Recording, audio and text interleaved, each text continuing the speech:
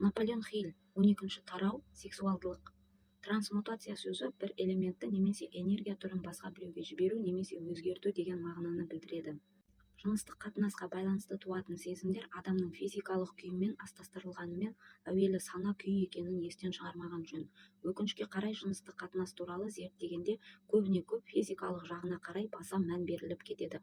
Жыныстық қатынасқа байланысты эмоциялар негізінде үш конструктивті мүмкіндіктер жатыр. Атап айтар болсақ, бірінші адам тұқымының сақталуы, екінші денсаулық сақтау, үшінші трансмутация арқылы дарынсыздан данышпанға айналу. Жыныстық құмарлық адам қалауларының ішіндегі ең қуаттысы. Осы сезімге бой алдырған ер адам өз бойындағы қиял өткірлігін, батылдығын, ерік күшін, төзімділік және басқа уақытта белгісіз күйде болатын шығармашылық мүмкіндікті дамыта алады. Жыныстық қатынасқа деген құмарлықтың қуаттылығы соншалық жұрт абыройы мен барынан осы үшін айырылып жатады.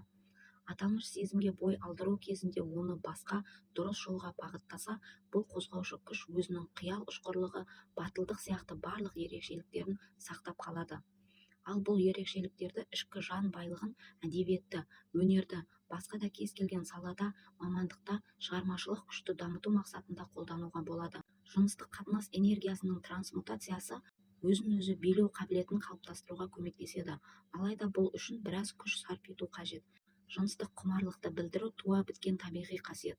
Бұл құмарлықтың жойылуы мүмкін емес және жойылмайды да, алайда ол адамның ағзасын, ішкі жан дүниесі мен ақыл-ойын байытатын формада болғаны жөн. Егер де жыныстық қатынас трансмутация жолымен болмаса, ол физикалық тұрғыда көрініс табады. Өзен бөгетпен қоршалып, оның суы қадағаланып тұруы мүмкін. Бірақ ол бір жол тауып сыртқа атқылап шығады. Жыныстық қатынастың қуаты да дәл солай. Ол белгілі бір уақыт аралығында жоғалып бақылауда болуы мүмкін, алайда өз табиғатына қарай оны үнемі ауыздықтап тұру мүмкін бола бермейді. Егер басқа бір шығармашылық жігерге айналмаса, ол басқа жолмен көрініс табуы мүмкін. Жыныстық қатынастың қозғаушы күші. Жолы болған адам деп негізінен жыныстық қатынасқа деген құмарлықты шығармашылық жігерге жұмсау жолын ойлап тапқан адамды айтуға болады. Ғылыми зерттеулер бойынша мынадай маңызды деректерге қол жеткіздік. Бірінші, табысқа қол жеткізген ер адам деп жыныстық табиғатын дамыта білген адамды айтады. Мұндай адам жыныстық қатынас трансмутациясы өнерін жетік біледі.